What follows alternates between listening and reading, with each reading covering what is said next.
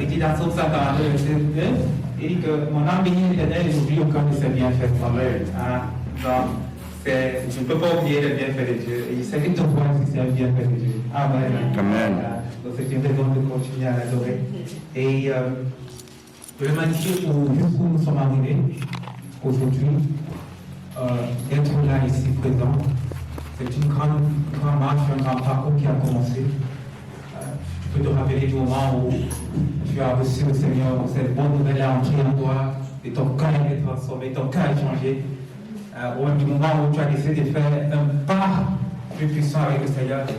À chaque moment, on peut prendre une rétrospective, de regarder jusqu'à maintenant où est-ce que tu es arrivé, qu'est-ce qui s'est passé, quelle est la différence entre hier et aujourd'hui. C'est pourquoi l'apôtre pouvait dire, si je vis, ce n'est plus moi qui vis. Parce qu'il y a eu un jour où c'est lui qui vivait. Et il pouvait faire ce qu'il voulait. Nous connaissons son histoire. Comment il était celui-là qui... Parce qu'il y a eu une vie qui était avant et qu'il était une autre personne. Et c'est la même chose avec toi. Il y a une vie que tu étais hier. Et aujourd'hui, tu n'es plus cette personne-là. Donc c'est une occasion de regarder et dire que, waouh, Seigneur, aujourd'hui, par toi, par ton nom, j'ai été transformé. Et ce que je vis aujourd'hui, ce n'est plus moi. L'expérience que je vis aujourd'hui, ce n'est pas l'expérience de moi-même, mais c'est l'expérience du Christ qui vit en moi. Amen. Le Christ qui vit en moi. Amen. Mais avant d'arriver là, ça demande aussi un processus de comprendre cela, un changement de vie. Vous savez, c'est comme quand tu voyages, tu vas dans un autre pays, ou tu vas dans une autre ville. Il y a la nostalgie de la vie où tu étais hier qui parfois est toujours là, qui demeure toujours. Et c'est ça qui nous attache souvent. Parce que nous regardons aux choses auxquelles nous avons abandonné. Et on se dit, mais est-ce que ça valait vraiment la peine de l'avoir abandonné? Surtout lorsque tu es encore autour des gens, des personnes qui ne t'encouragent pas à continuer. Qui au contraire te mettent plutôt des cales afin que tu ne puisses pas avancer. Et c'est comme ça qu'on commence à voir une vie chrétienne qui est stagnante. On commence à regarder ce qui était hier. On commence à vouloir prendre plaisir dans ce qu'on a fait hier. Mais nous devons arriver au point où nous devons savoir et dire, Seigneur, c'est toi qui vis en moi. C'est toi qui vis en moi. Amen. Dans ce que tu peux faire, c'est parce que tu vis en moi. Dans ce que je peux dire, c'est parce que tu vis en moi. Amen. Et ça, c'est de l'œuvre de la perfection pour que le Seigneur se fait en toi. Et c'est pourquoi il continue à travailler à toi. C'est pourquoi sa parole vient constamment à toi, afin de te rappeler, afin de te faire revenir à l'ordre. C'est-à-dire que toute parole étude est là pour notre édification, pour notre les exhortations, pour notre éducation et même pour la conviction. Donc parfois la parole de Dieu va venir et ça va être dur. C'est là pour te corriger. Un père qui aime, il châtie également. Amen. Il ne te laisse pas faire n'importe quoi. Il va te dire, mon enfant ici, tu ne peux pas continuer à marcher avec cette personne-là. Tu ne peux pas. Ce n'est pas que peut-être, non, tu ne peux pas. La parole de Dieu doit aussi être dure. Parce que c'est bien pour nous corriger. Amen. J'espère que tu es une personne qui aime être corrigée. Amen. Amen. Amen. Il dit, mon fils, ne détourne pas de la correction qui t'est affligée. Elle est faite pour ton bonheur. Donc, nous parlons aujourd'hui de la course du chrétien. De la course du chrétien. De la course du chrétien. Et je vais surtout m'attarder sur deux points, le début et la fin. Le début et la fin. Parce que lorsqu'on débute une course, on doit avoir l'idée déjà où est-ce qu'on va. Je dois déjà savoir que ma vie chrétienne que je commence, c'est pour tel but, c'est pour atteindre cela. C'est pour que je puisse, à la fin, pouvoir atteindre la statue parfaite du Christ. C'est pourquoi je la commence aujourd'hui. C'est pourquoi je vais commencer à courir sans que tu ne saches où est-ce que tu t'en vas. Tu seras découragé au milieu du chemin. La persévérance vient parce qu'on sait où est-ce qu'on va. L'endurance vient parce qu'on sait ce qu'on va atteindre. La consistance vient parce qu'on sait ce quoi on a appelé à faire, ce à quoi on a appelé à devenir. On a marché avec Dieu, l'appel que tu as eu, le salut que tu as reçu, c'est un début de course que tu as. C'est une course dans laquelle tu es entré. C'est un processus dans lequel tu es entré afin de pouvoir le faire. Et je rends grâce à Dieu parce que beaucoup d'autres personnes sont passées avant toi par là. Ils sont passés par là. C'est pourquoi tu peux écouter le témoignage des patriarches dans la Bible. Et même au-delà des patriarches dans la Bible, des hommes et des femmes de Dieu qui dans notre génération, ou une génération avant, ou quelques générations avant nous, on marche avec le Seigneur. Et tu peux suivre le témoignage. Ils ont bien fait cette course-là.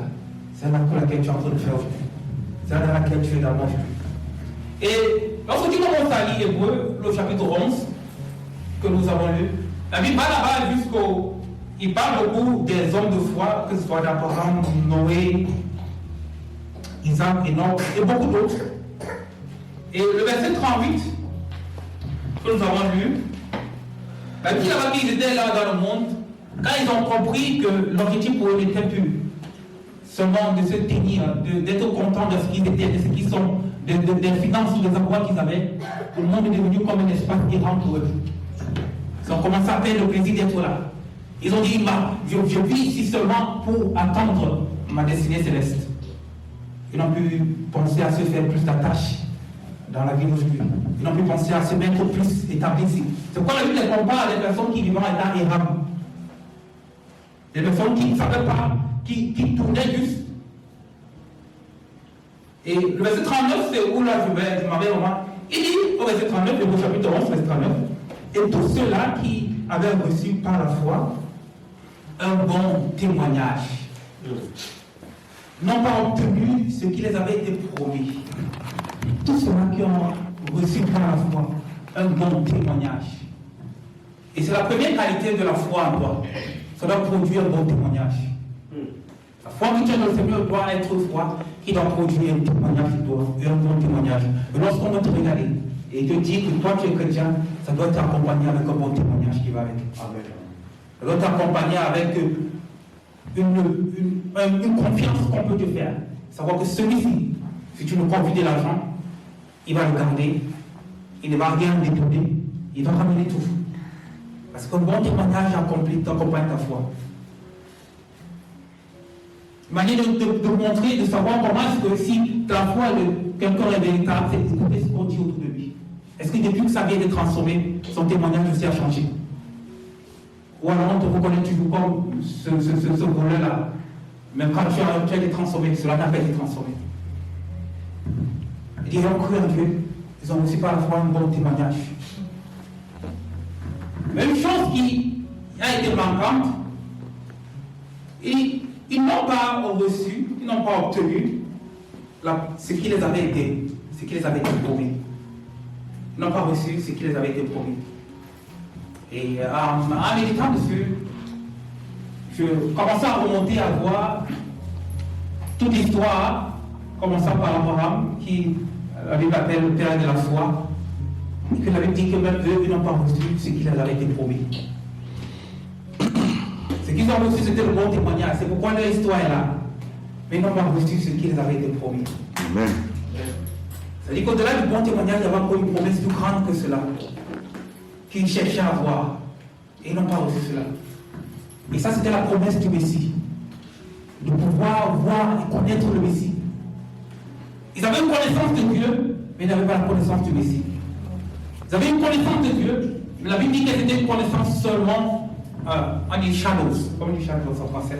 Une connaissance qui était comme un ombre, qui n'était pas la connaissance réelle. C'est pourquoi Jésus disait à ses disciples, plus ils ont désiré de voir ces choses, ce que vous voyez, plus ils ont désiré de pouvoir entendre les choses que vous entendez, mais ils n'ont pas pu l'entendre. Mais ils n'ont pas pu l'entendre. Mais de voir comment des personnes qui n'ont pas connu le Messie, qui n'ont pas entendu la parole du Messie, qui n'ont même pas pu savoir la promesse du Messie, ils ont su que ça venait, mais ils n'ont pas pu bénéficier de cela, ils n'ont pas pu marcher dans ça, ont pu garder une seule parole que le Seigneur les a dit pendant toute leur vie. Combien d'entre vous, nous, qui sommes dans la promesse du Messie, mais nous ne gardons pas ce que le Seigneur nous donne. Une seule parole suffisait à Abraham pour pouvoir marcher avec le Seigneur pendant des années et des années. Il a pu mettre sa foi sur une seule rencontre avec le Seigneur. A suffi pour avoir de la foi, qui pouvait le garder pendant autant d'années. Nous avons des rencontres avec le Seigneur qui sont multipliées, qui sont le bénéfice de la promesse dans laquelle nous vivons. Mais nous voyons comment, au contraire, notre foi, au lieu d'être stable, solide, elle est en train d'être bûchée, elle est en train d'être ébranlée.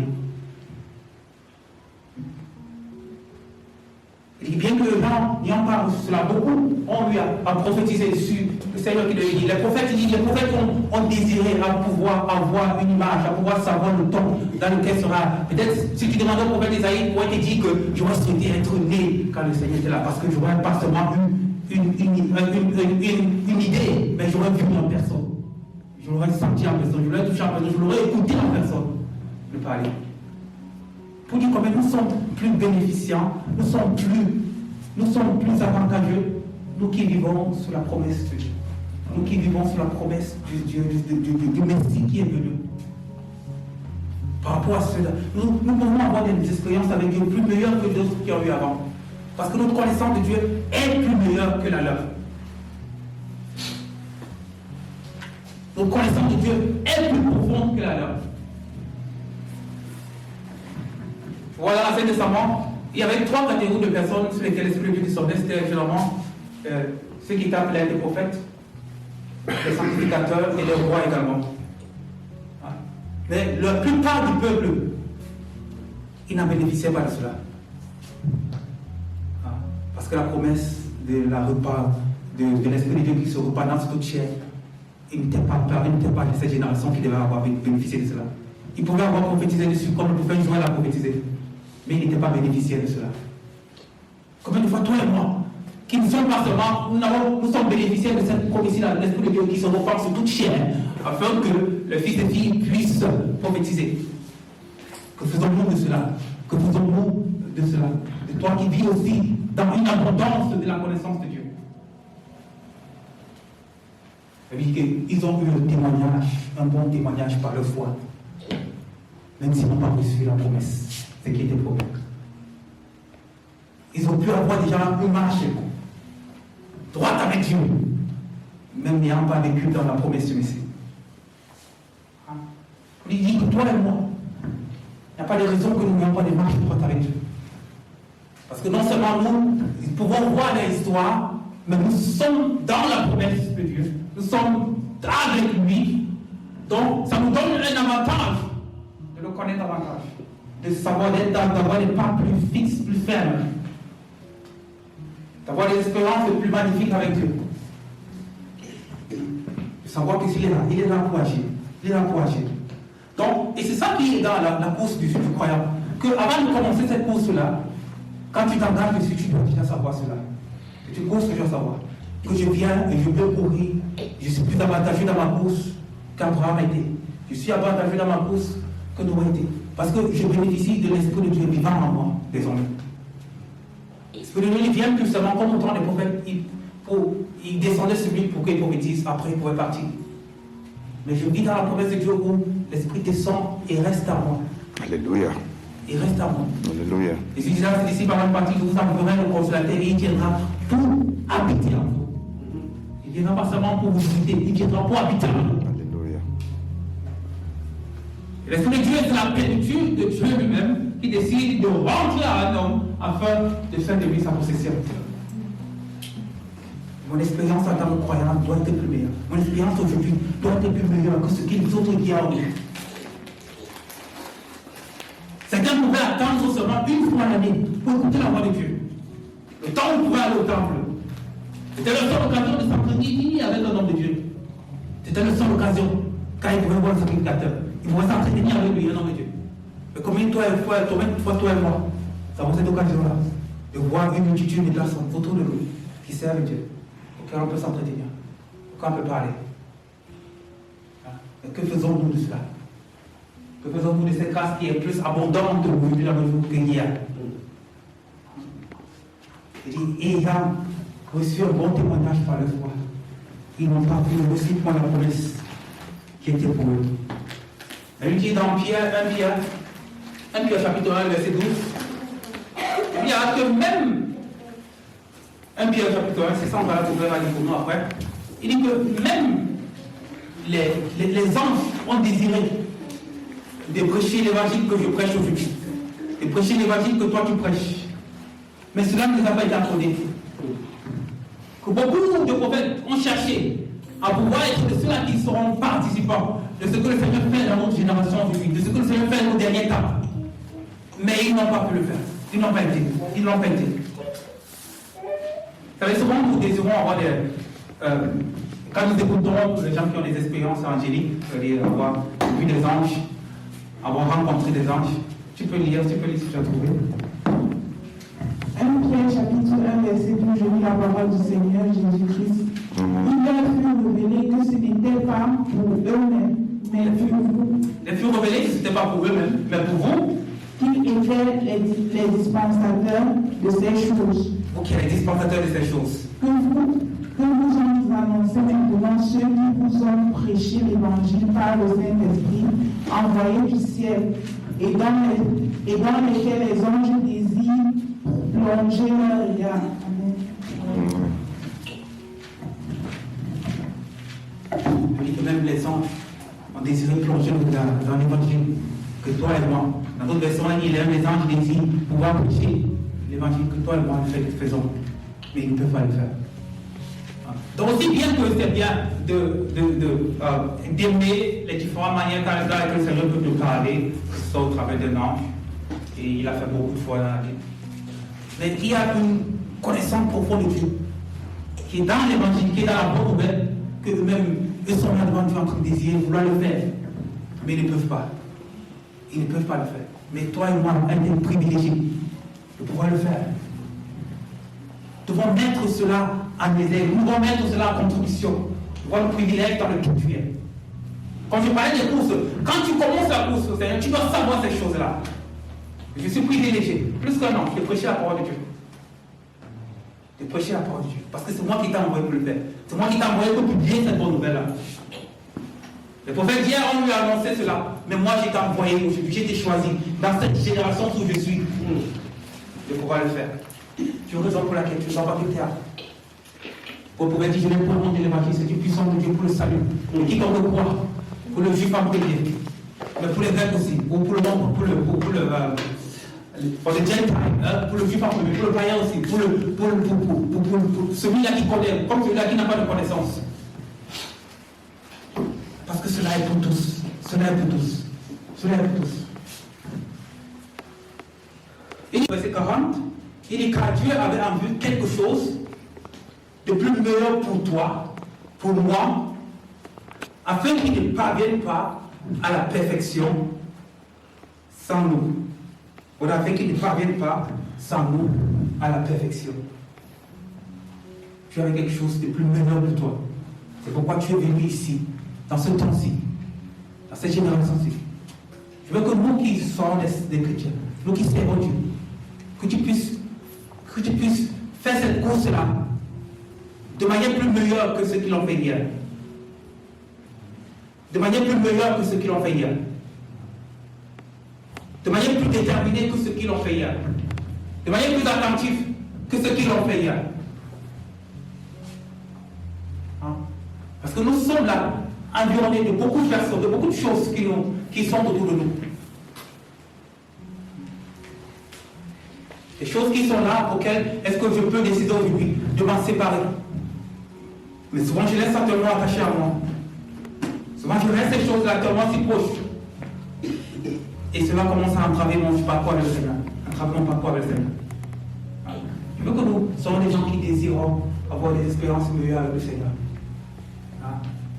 Parce que la parole qui est écrite, elle est là pour notre édification. L'édification consiste aussi également à te bâtir comme un édifice, afin que tu puisses pouvoir regarder et dire que ma foi que je vois, ou la foi que j'ai vue dans les patriarches d'hier, je suis capable de la voir, et de la voir encore même plus que eux. Parce que le Seigneur peut le faire. Le Seigneur peut agir en moi. Peut se manifester. Donc, quand je commence ma course avec le Seigneur, quand tu commences la course avec le Seigneur, dans la course auquel tu es appelé, il y a des choses que tu dois savoir. Des choses que tu dois mettre devant toi. Ce sont des choses qui doivent être devant tes yeux. Devant là. Ça veut même quand tu as commencé une course et que tu es au milieu de la course. Si tu n'as pas eu l'occasion de savoir les choses au début, mais quand même tu sais que tu as commencé quelque part. Tu as commencé un endroit. Tu as commencé un moment. Et si tu rappelles ce que je disais au début, tu dois savoir, nous devons savoir où est-ce que nous arrivons. Savoir où est-ce que nous partons. Ça veut dire que tu as prévu des choses plus meilleures avec nous. Tu as prévu des choses plus meilleures avec nous. Tu as prévu des choses plus meilleures avec nous. Amen.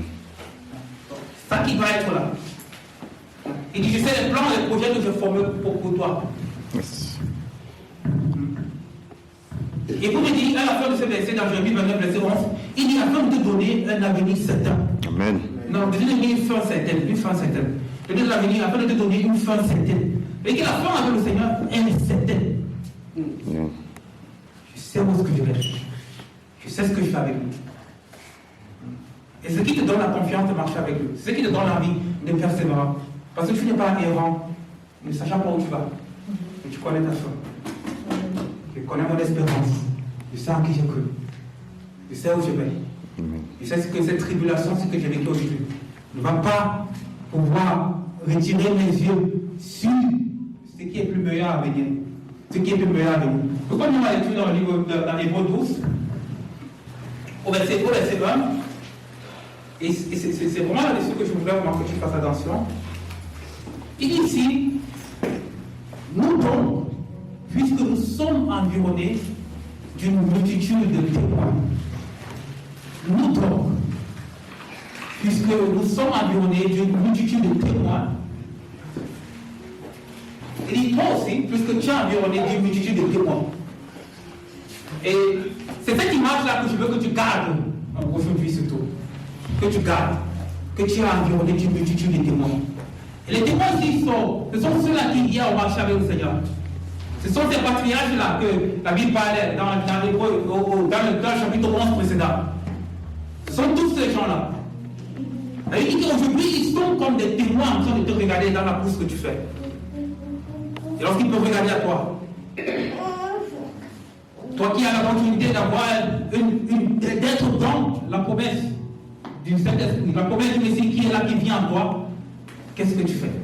Et puisque je suis dans l'environnement d'une multitude de témoins, il dit qu'est-ce que je fais? Il dit rejetons tout fardeau et tout péché qui nous enveloppe si facilement. Et faisons quoi? Mais courons. Et tu sais quoi? Tu cours avec persévérance dans l'épreuve qui nous a appelés. Courir avec persévérance dans l'épreuve qui t'est proposée. Pourquoi je parlais de course? Hein? Parce que ce n'est pas seulement le premier pas. Vous savez, la joie qu'on a quand on vient d'accepter le Seigneur, elle est merveilleuse, elle est joyeuse, elle est là, elle est là. Mais c'est même qu'un premier pas, c'est même qu'un début de course qui est là. Hein? Mais c'est possible de vaincre cette course-là avec la joie. C'est possible, c'est possible. Parce que ta joie ne va pas dépendre des circonstances qui sont autour de toi. Ta joie doit dépendre de celui qui vient à toi. Amen. Il dit la joie de l'éternel est ma force. Amen. Hein? Pas la joie que ma femme peut me procurer ou mes enfants. La joie de l'éternel est ma force. Oui, les choses autour de moi doivent être des suppléments à la joie du Seigneur. Hein? Mais c'est sa joie en premier. Et ça qui devient mon moteur pour avancer. Hein? Où tu vas supporter l'ignominie et les injures. Mais sa joie est si grande que tu ne vas pas considérer cela. Hein? La joie que Jésus avait afin d'aller sur la croix pour toi et moi, de savoir que, waouh, Père, c'est pour sauver Sandra, c'est pour sauver Ernest. Amen. Il dit qu'il n'a pas considéré son état en tant que Dieu, mais il a déposé, il s'est revêtu de la nature, mais il a déposé toute sa royauté en considérant la joie qu'il avait de sauver toi et moi. Amen. C'est quand tu vois la joie du Seigneur ainsi, et que cela peut être ton partage aussi. Il y a beaucoup de choses autour qui vont t'arriver, tu ne vas pas considérer cela. Pas parce que ce n'est pas là, mais parce que ce n'est pas ça qui va déterminer ta joie. Pas parce que ce n'est pas là, parce que ce n'est pas ça qui va déterminer ton parcours avec le Seigneur. C'est pourquoi il demande il dit rejette tout fardeau qui te prend si facilement. Hein? Il dit c'est trop facile de te fâcher, c'est trop facile de pouvoir avoir cette colère-là. Pourquoi c'est bien trop facile pour toi? Il dit rejette ce fardeau qui te prend si facilement. Il dit rejette ce péché qui te prend si facilement. Ça doit être l'ennemi d'en combattre afin d'apporter ta nation devant toi jusqu'à ce que tu cèdes. Ça ne doit pas être si évident de voir une tentation et de céder à cela. Non. Il y a des choses plus meilleures que tu as appelé à faire. Des choses plus grandioses. Il y a dans cette course-là. Tu vas savoir cela. Tu ne vas pas céder à tout ce qui vient devant toi. Non. C'est pas si facilement. Quand tu dois apprendre à être dur avec des personnes, dur avec des choses, à traiter toi-même ton corps durement. Faut dire que je traite durement mon corps, afin de ne pas accepter n'importe quoi y entrer.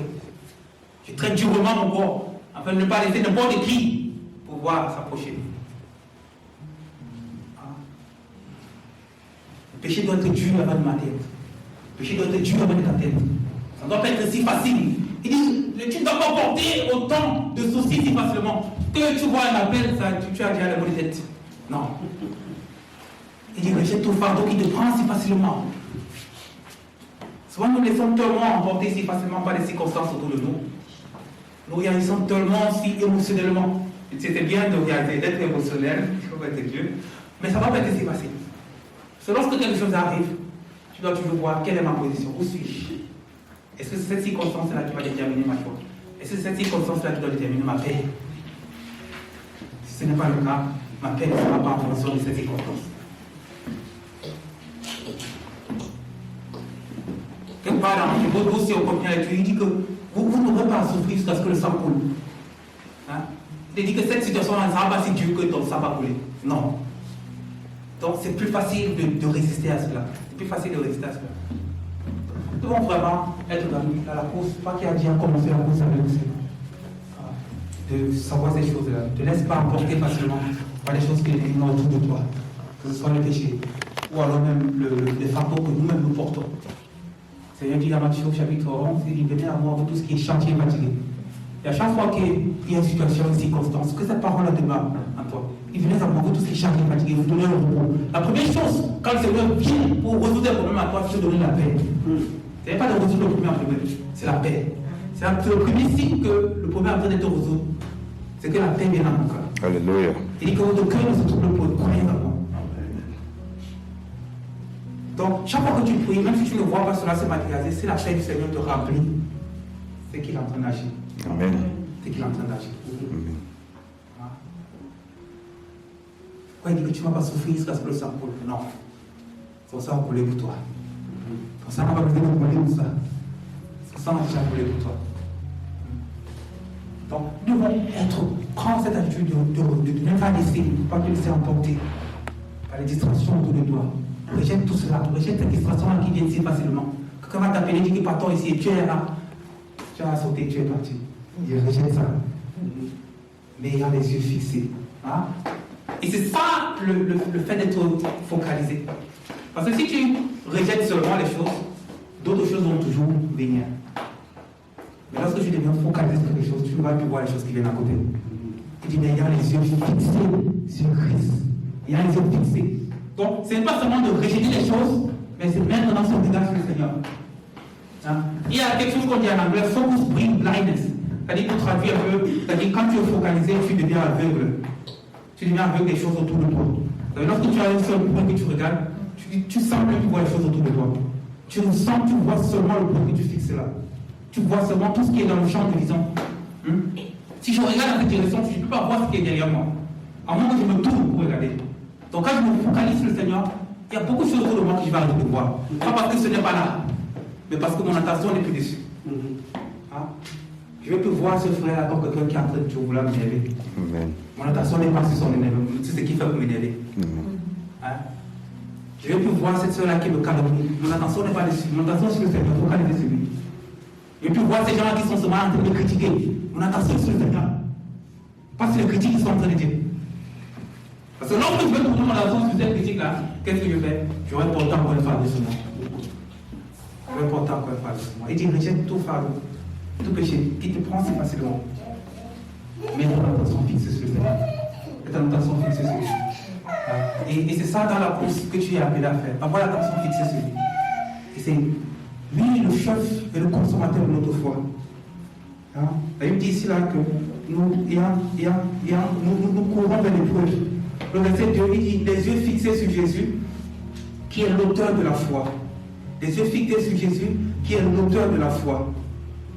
Et qui va mener à la perfection. Hein?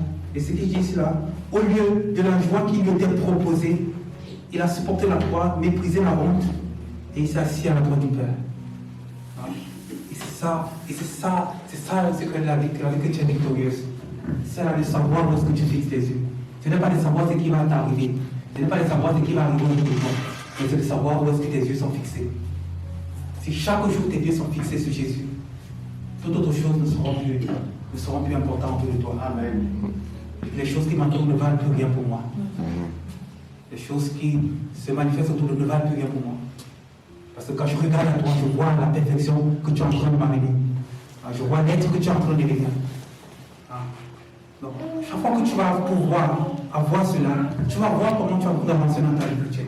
Tu vas voir comment tu continues à faire des pas le Seigneur. Parce que c'est vers lui. C'est vers lui. C'est lui qui a même te donne le désir aujourd'hui de pouvoir prier tel que tu pries. C'est lui qui te donne le désir de pouvoir aller en communion avec les autres frères. C'est lui qui te donne ça. Il dit il est l'auteur de la foi. Il dit il est l'auteur de la foi. Il est l'auteur de la foi. Ta foi n'est pas venue de n'importe où. Ta foi est venue de lui. De lui. Mais c'est lui qui va la faire grandir aussi. C'est lui qui va faire ce qu'elle va produire des fruits. C'est lui qui va faire ce qu'elle va pouvoir croître. Donc ne commence pas à faire par tes propres volontés. Vous savez, lorsqu'on commence à faire Dieu par nos propres forces, surtout nous qui sommes sous l'évangile de la grâce, on saute de l'évangile de la grâce, on tombe encore sur l'évangile de la loi. Quand on ajoute nos propres forces. À chaque même dans un moment de faiblesse, où je sens cela, que Seigneur, tu es l'auteur de ma foi. Et tu es celui-là qui veut me soutenir à cela. Tu es l'auteur de ma foi, tu es celui-là qui veut me grandir dans la foi. Tu es l'auteur de ce que je fais. Parce que mes yeux sont fixés sur toi. Parce que mes yeux sont fixés sur toi. Donc, ça, c'est ce que tu dois savoir dans ta course avec le Seigneur. Dans ta course avec lui. Au milieu de cela, entre l'arrivée, entre le début et l'arrivée, il y a un milieu qui est là. Et c'est la persévérance. Et c'est la persévérance. Aujourd'hui, nous n'aurons pas l'occasion d'aller dessus. Mais je veux que tu saches qu'il y a un point où tu vas. Tu n'es pas en train de courir de manière errante. Tu ne sais pas de manière errante. Non, tu es en train de courir. Tu es en train d'aller quelque part. Donc, si les gens vont te voir comme une personne qui est fou, comme une personne qui ne prend pas plaisir dans ce que d'autres personnes font, tu vas me dire que tu sais où tu vais. Et j'ai ma course à moi. Peut-être toi, tu as ta course à toi. Ta course à toi, peut-être, c'est de devenir docteur ou ingénieur. Mais ma course à moi, c'est la course du Seigneur. Parce que je sais où je vais. Je sais où je vais avec lui. Je ne dis pas que non, tu ne seras pas dans ta vie séculière ce que le Seigneur veut que tu sois. Mais la principale chose, c'est de courir avec lui. C'est de courir dans cela. Tu commences avec lui. Et dans ce début-là que tu commences, il te donne la grâce de voir les gens autour de toi. Ou ceux-là qui vivent encore, ou qui sont morts, qui ont marché avec lui. Vous savez, lorsque tu as l'opportunité d'avoir un exemple à toi, lorsque tu as l'opportunité d'avoir un exemple, un modèle, c'est un bon début. Parce que tu peux regarder à cela. Et la Bible que nous avons, c'est une des meilleures choses que tu peux avoir. De pouvoir avoir ça. Un des meilleurs livres, même pas l'un des meilleurs livres que tu as. Pour toi qui n'es pas encore un adepte de ce livre, il faut être cela. Tu peux méditer la parole de Dieu. Méditer continuellement. Et agir dans ce qui est prescrit. C'est alors que tu auras du succès. C'est alors que tu prospéreras. Donc, je veux vraiment que tu reviens dans les pas de la course que tu as pu trébucher. Surtout en ce qui concerne la manière dont tu as ajouté sur toi des choses qui t'empêchent d'avancer. Vous savez, lorsque tu as un fardeau sur toi, peu importe ce que tu fais, c'est comme une personne qui court et j'arrête son maillot derrière. Tu ne vas pas avancer. Ou tu vas avancer en continent. Mais débarrasse-toi de ça. Débarrasse-toi de ces choses-là. Débarrasse-toi de ces fardeaux. Pour certains, ce sont parfois des addictions. Pour d'autres personnes, ce sont parfois des caractères qu'on a. Pour d'autres personnes, ce sont des choses auxquelles on ne veut pas partir. Mais il dit que c'est ça qui te freine dans la course. Et ça te prend tellement si facilement. Donc, afin que tes yeux soient rivés sur lui. Les yeux soient rivés sur le Seigneur. Au milieu de cela, tu as de la persévérance pour avancer, pour pouvoir continuer. Donc, la cause du chrétien, c'est celle-là qui connaît le but. C'est celle-là qui connaît aussi le fin. C'est celle-là qui connaît où, c'est celui-là qui sait où il s'en va. Celui-là qui sait qui il a cru. Et c'est ça vraiment que cet après-midi, je vais vraiment te fortifier et t'exhorter. Savoir que tu sais où tu vas. Tu sais où tu vas. Le temps où tu dois être conscient de cela. Et savoir que je sais où je vais. Je sais que je vais avec le Seigneur. Je sais que la promesse que je suis, la promesse que j'ai reçue aujourd'hui, elle est encore plus meilleure qu'autant de promesses qui sont venues hier. Plusieurs désiraient voir cela. Ça va, quand je lisais ce passage, c'était tellement quelque chose qui était tellement. Il dit plusieurs, et même les prophètes ont désiré savoir quand est-ce que le Seigneur devait venir. Même les ont désiré savoir, sonder, pour savoir quelle période cela serait. Peut-être ils ont dit à Dieu, non, ne nous fais pas venir ici pendant ce temps. Fais-nous venir quand le Messie sera déjà. Et toi et moi qui vivons dans la promesse de Dieu. Qu'est-ce que tu en fais de cela? Qu'est-ce que tu en fais de cela? Est-ce que tu laisses ces choses t'attraper aussi facilement? Sois là ce que tu as dit, Seigneur. Je viens à la meilleure génération que ce soit possible. La meilleure génération qui soit pour te servir, c'est celle-ci. Parce que j'ai l'expérience des anciens, j'ai l'expérience des patriarches. J'ai le Saint-Esprit en moi. Amen. Avec cela, je deviens invincible. Je deviens conquérant. Mais si seulement je choisis de regarder à toi. Amen. Et de laisser toute autre chose, ne pas m'envahir. Et tu vas voir comment le Seigneur va marcher avec toi. Et nous allons peut-être nous pouvions avoir pas de la persévérance, parce que c'est aussi un point à savoir dans ta marche. Mais sache que tu commences, ou tu as commencé, et tu vas arriver au nom puissant de Dieu. Amen. Amen.